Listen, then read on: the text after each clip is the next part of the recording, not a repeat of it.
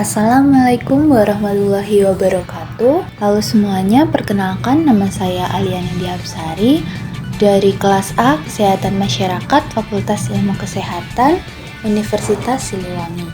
Di sini saya ingin sedikit menjelaskan tentang materi perkembangan gizi bayi dan balita untuk pemenuhan tugas mata kuliah gizi kesehatan masyarakat. Baik, untuk mempersingkat waktu, langsung saja kita menuju ke materi.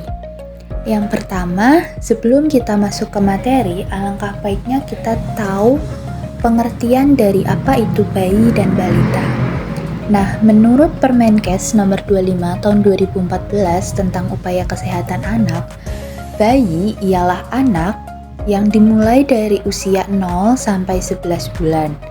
Sedangkan balita sendiri ialah anak umur 12 hingga 59 bulan. Nah, mengapa sih gizi ini sangat penting bagi bayi dan balita? Karena yang pertama, bayi dan balita itu merupakan masa periode emas pertumbuhan atau window of opportunity, di mana mereka ini mengalami fase pertumbuhan yang lebih cepat dari keadaan normal atau yang biasa disebut dengan growth spurt. Nah, gizi ini bagi mereka itu dapat digunakan untuk pertumbuhan otak mereka, perkembangan kognitif, menjaga kesehatan bayi. Jadi dengan terpenuhinya gizi pada bayi dan balita, itu akan mempengaruhi pertumbuhan mereka pada otak terutama, lalu perkembangan kognitifnya juga menjaga kesehatannya. Nah, selanjutnya ada pesan kunci dari perkembangan gizi bayi dan balita. Yang pertama ialah ibu khususnya harus melakukan inisiasi menyusui dini atau IMD segera setelah bayi dilahirkan. Lalu yang kedua, kebutuhan gizi bayi ini dapat terpenuhi hanya dengan memberikan ASI saja hingga usia 6 bulan atau biasa kita kenal dengan istilah ASI eksklusif. Selanjutnya, memberikan makanan pendamping ASI atau yang kita kenal dengan MPASI dari makanan keluarga berbahan pangan lokal mulai bayi berusia 6 bulan hingga 2 tahun.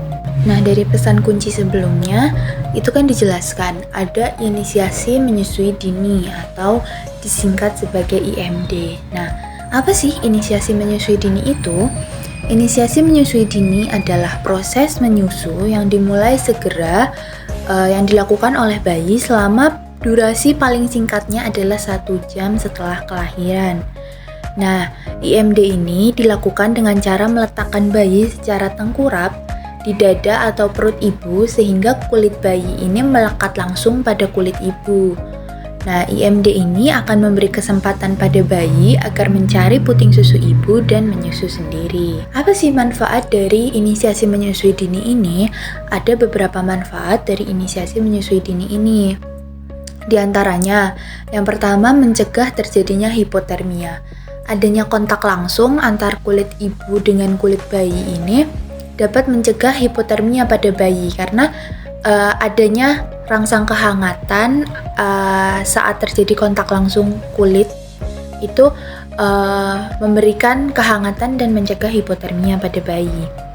Lalu yang kedua, IMD ini merupakan kunci keberhasilan dari ASI eksklusif. Karena IMD ini tadi kan memberikan kesempatan pada bayi gitu ya agar mencari sendiri puting susu ibu. Nah, ini tuh bisa merangsang adanya kunci keberhasilan ASI eksklusif pada bayi. Ketiga, dapat menurunkan resiko kematian balita. Lalu keempat, dapat mempererat ikatan batin antara ibu dan bayi. Kenapa bisa mempererat ikatan batin antara ibu dan bayi? Kembali lagi karena pada IMD ini terjadi kontak langsung antara bayi dan ibu, terutama bayi mendengarkan langsung detak jantung ibu yang sudah biasa ia dengar gitu selama di dalam kandungan. Jadi otomatis itu dapat menyebabkan makin eratnya ikatan batin antara ibu dan juga bayi. Nah, yang selanjutnya dari pesan kunci tadi yaitu ada ASI eksklusif. Nah, apa sih ASI eksklusif? ASI eksklusif adalah ASI atau air susu ibu yang diberikan kepada bayi sejak dilahirkan selama 6 bulan. Jadi 0 sampai 6 bulan. Tanpa menambah dan atau mengganti dengan makanan atau minuman lain. Jadi sama sekali tidak diberikan makanan atau minuman lain seperti air putih, itu tidak diperlukan untuk diberikan kepada bayi karena air putih itu justru akan membuat bayi kembung dan juga bayi ini kan mungkin organ pencernaannya juga belum matang, terus sistem imunnya juga belum sempurna. Jadi jika diberikan makanan lain selain air susu ibu, dikhawatirkan justru akan mengganggu kesehatan dari si bayi itu sendiri. Nah, kenapa ASI eksklusif itu diberikan selama 6 bulan? Itu ada beberapa alasannya. Yang pertama, tadi sistem imun bayi ini belum sempurna. Jadi dia belum bisa menangkal segala bentuk kontaminasi virus, bakteri jika diberikan makanan lain selain ASI. Lalu yang kedua, organ pencernaan bayi belum matang. Jadi bayi belum bisa mencerna makanan-makanan atau minuman lain selain ASI gitu. Lalu mengurangi resiko terkena alergi. Selanjutnya mencegah kejadian obesitas di kemudian hari karena selama 0 sampai 6 bulan itu kebutuhan gizi bayi itu sudah terpenuhi, sudah cukup terpenuhi hanya dengan diberikan ASI eksklusif oleh ibunya. Lalu selanjutnya mengoptimalkan pertumbuhan otak seperti yang tadi diberitahukan di awal karena bayi dan balita itu sedang berada pada fase pertumbuhan yang cepat. Lalu yang terakhir ada perkembangan emosi bayi. Selanjutnya tentang ASI eksklusif, masih tentang ASI eksklusif yaitu saya akan sedikit menjelaskan tentang komposisi ASI. Nah, komposisi ASI sendiri itu dibagi menjadi 3, yaitu ada kolostrum, ASI transisi, juga ASI matur. Nah, untuk kolostrum sendiri itu adalah ASI yang keluar pada 1 hingga 3 hari setelah kelahiran bayi. Nah, volume kolostrum ini antara 2 hingga 20 ml dalam 3 hari pertama. Energi yang dikandungnya yaitu 67 kalori pada setiap 100 ml kolostrum. Nah, kolostrum ini kaya akan vitamin larut lemak dan protein, terutama IgA dan lactoferrin. Lalu konsentrasi laktosa dan lemak yang rendah dibanding ASI matur. Nah, kolostrum sendiri ini berwarna kuning pekat, itu dikarenakan adanya kandungan beta karoten. Nah, terus kolostrum sendiri juga volumenya itu cenderung lebih sedikit daripada ASI matur maupun ASI transisi. Nah, yang kedua ASI transisi. Nah, ASI transisi ini adalah transisi dari kolostrum sampai menjadi ASI matur. Diproduksi biasanya pada hari ke-7 atau ke-10 sampai 2 minggu pasca melahirkan. Kadar protein dan vitaminnya makin merendah, sedangkan karbohidrat dan lemaknya itu semakin tinggi. Warnanya sendiri karena dia sudah peralihan antara kolostrum dan ASI matur, maka warnanya sendiri juga sudah mulai perlahan itu kuningnya memudar begitu. Lalu yang ketiga itu ada ASI matur. Nah, ASI matur ini diproduksi di minggu kedua setelah melahirkan. ASI matur ini menghasilkan energi 75 kalori per 100 ml-nya. ASI matur ini mengandung karbohidrat, protein, lemak, vitamin, juga mineral. Nah, semua komposisi ini dibutuhkan bayi untuk pertumbuhan dan perkembangannya. Lalu selanjutnya, ada beberapa hal yang perlu diperhatikan ibu saat menyusui bayi. Yang pertama itu ibu harus mengenali kebiasaan menyusui bayinya. Lalu kedua, ibu ini harus tahu ketika bayi kenyang menyusu gitu. Jadi bayi akan melepaskan sendiri puting susu ibunya. Juga ibu akan merasakan sudah merasa kosong gitu pada payudaranya itu. Lalu yang ketiga, pastikan bayi mendapatkan ASI formilk dan hand milk. Apa sih formilk dan hand milk ini? Nah, untuk formil itu adalah ASI yang muncul pada proses awal menyusui. Ini mengandung banyak cairan dan protein untuk menghilangkan dahaga bayi. Sedangkan hind milk itu ASI yang keluar di akhir. Ini tuh banyak mengandung protein dan lemak yang berguna untuk memberikan rasa kenyang pada bayi, juga berguna untuk menaikkan berat badan bayi. Maka dari itu, sangat disarankan ibu itu menyusui pada salah satu puting susunya gitu, misal pada yang kanan, lalu biarkan bayi itu hingga melepaskan puting susunya sendiri, dan ibu sudah merasa kosong ASINya, lalu ketika bayi masih ingin lagi untuk menyusu, baru dipindahkan kepada puting yang satunya begitu. Nah, yang sering menjadi masalah dari ASI eksklusif ini adalah ada ibu-ibu yang bekerja gitu. Lalu, apakah bisa ibu bekerja ini memberikan ASI eksklusif? Jawabannya tentu pasti bisa, namun dengan beberapa syarat, yaitu ibu bekerja ini wajib mempelajari cara memerah ASI, cara menyimpan ASI, juga dukungan keluarga untuk memberikan ASI perah kepada bayinya. Nah, cara menyimpan ASI perah itu diantara lain, ASI perah ini harus disimpan dalam tempat bersih dan tertutup, serta diberikan tanggal ASI saat diperah begitu. Lalu menggunakan wadah BPA free untuk menghindari kontaminasi, itu bisa menggunakan wadah plastik yang BPA free atau lebih amannya lagi menggunakan wadah kaca. Lalu ASI yang baru saja diperah ini dapat bertahan selama 4 jam.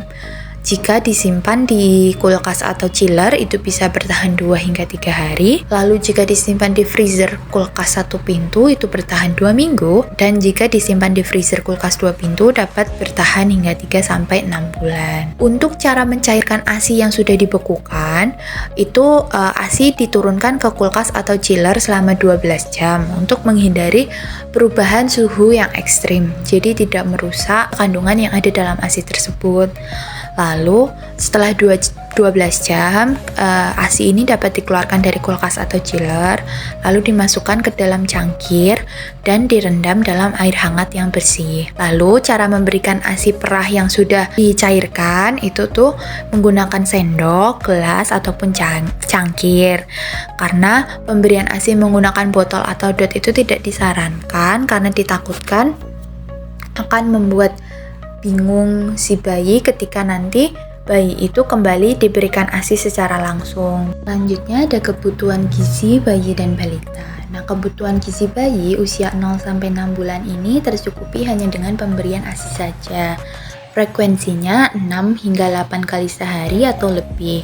Namun, ketika sudah berusia lebih dari 6 bulan, bayi ini sudah harus mulai diperkenalkan dengan makanan pendamping ASI atau MPASI untuk memenuhi kebutuhan gizinya. Nah, fase awal itu adalah bayi itu merupakan periode kritis, terutama pada 1 tahun pertama setelah kelahiran. Kenapa disebut periode kritis? Karena mereka ini mengalami tumbuh kembang yang sangat cepat. Pada 6 bulan itu normalnya berat badan naik 2 kali lipat. Sedangkan tinggi badannya itu 50% tinggi badan bertambah dari tinggi badan lahir. Setelah itu, karena tumbuh kembang yang cepat itu akan melibatkan maturasi jaringan atau pendewasaan jaringan. Nah, pendewasaan jaringan ini perlu dipenuhi kebutuhan gizinya, karena kebutuhan energi dan zat gizi itu akan meningkat. Setelah memasuki fase balita, nanti pertumbuhan mereka akan cenderung lebih stabil.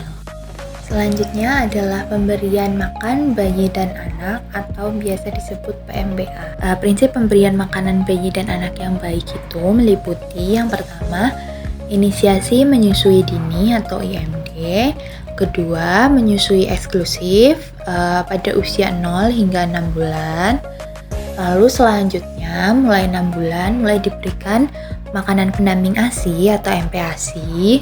Selanjutnya, ibu melanjutkan menyusui sampai usia 2 tahun atau lebih. Nah, untuk usia 0 hingga 6 bulan, makanan utama bayi adalah ASI atau air susu ibu. Diberikan secara eksklusif tanpa menambahkan atau mengganti makanan atau minuman lain sesuai peraturan pemerintah nomor 33 tahun 2012 tentang pemberian air susu ibu eksklusif. Selanjutnya, pada usia 6 hingga 8 bulan ini masih tetap diberikan ASI, namun mulai diberikan makanan pendamping ASI. Nah, MPASI ini diberikan dalam bentuk makanan lumat, yaitu makanan yang dihancurkan, disaring, atau dilumatkan hingga halus.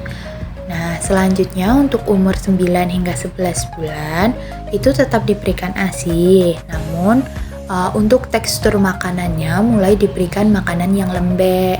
Nah, peralihan dari makanan lumat nanti ke makanan padat pada fase berikutnya, yaitu di umur 12 hingga 23 bulan. Ini masih tetap diberikan ASI, namun makanan yang diberikan itu sama seperti makanan keluarga lainnya, yaitu makanan keluarga berbahan pangan lokal, namun mungkin disajikan dengan dipotong secara kecil-kecil. Memasuki pembahasan terakhir, yaitu apa saja sih masalah-masalah yang ada pada pemberian MPASI. Yang pertama, yaitu MPASI terlalu dini. Banyak sekali kasus di mana orang tua ini sudah mulai memberikan MPASI kepada anaknya, kepada bayinya itu kurang dari 6 bulan. Hal ini justru akan menyebabkan gangguan kesehatan pada bayinya, dikarenakan tadi sistem imun juga pencernaan bayi yang belum matang begitu. Lalu yang kedua, MPASI terlambat. Nah, berkebalikan dengan yang sebelumnya, MPASI terlambat adalah orang tua sudah 6 bulan bayinya namun belum memberikan MPASI begitu. Nah, ini perlu dikulik lagi, perlu dicari tahu apa alasan orang tua belum memberikan MPASI kepada anaknya. Lalu kita sebagai tenaga kesehatan masyarakat juga punya tanggung jawab untuk mengedukasi mereka bahwa ketika bayi sudah berusia 6 bulan, itu bayi sudah memerlukan MPASI untuk memenuhi kebutuhan gizinya begitu. Lalu yang ketiga, ada bayi mengemut makanan. Jadi lain halnya daripada langsung menelannya, itu bayi biasanya memainkan makanannya itu hanya diemut saja tapi tidak ditelan begitu.